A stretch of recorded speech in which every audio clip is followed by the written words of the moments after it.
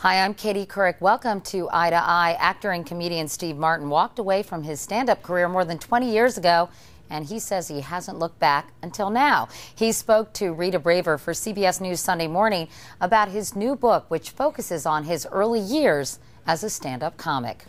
What just made you decide to write a book about your stand-up career? It was such a important part of my life, for one thing. But like I say in the book, when I moved on, I never looked back.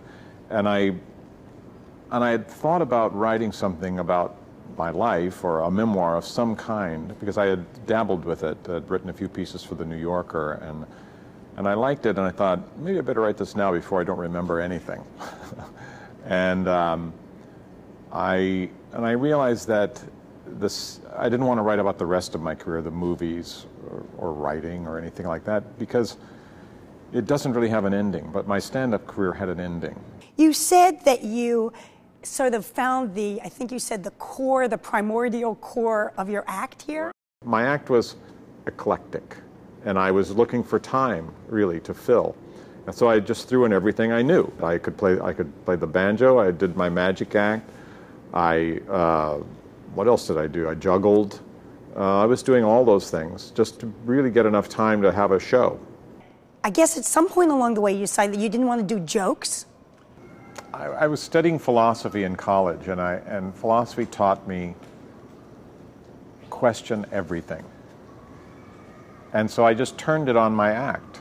I turned that thought, rather than toward metaphysics, I turned it on my comedy act. And I started thinking, what can I bend and break? And I was really trying to break away from the form that was really 50s form of just joke telling. One would be anecdotal joke telling, like two guys go into a bar, and others would be, comedy routines, but they always had punchlines. And I thought that, well, the audience is just, they're sitting there waiting for these punchlines, and then a punchline comes and they go, ha ha ha. But it's not really real. They're kind of being told when to laugh. And I thought, what if I never indicated to them where to laugh? Then they would sit there for a while, and pretty soon they would, I hoped, find their own place to laugh. And then they would be laughing for real. One of the great photos in the book shows you wearing a banana on your head. What did you do? Well, I had gotten a really bad review. I was working in the Troubadour opening for Linda Ronstadt, and the writer said, this is like 1970, the writer said, he does little to make you remember him or his material. So I closed my show by taking out 5 bananas, and I peeled one and put it on my head and put one out of each pocket and one somewhere else, and then I held the 2 in my hand and squeezed them, and then I read the review. And I said good night. They remembered you. What finally happened? What made you decide that stand-up was over for you? Basically, I was just exhausted, and I could not create a new act.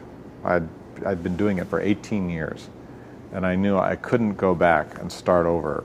And I had this opportunity in movies, and I saw that would be a better life than touring around, traveling around. And I had done it. I couldn't top myself. And you walked out one night and you say you just never looked back. Yeah. Until now. Packed up my things and all my little magic props and put my banjo away and went home. It has been an incredible journey. I wish someone had told me in 1979 or 1980 when I was quitting stand-up, they'd say, don't worry, everything's going to be all right. I would have been much happier.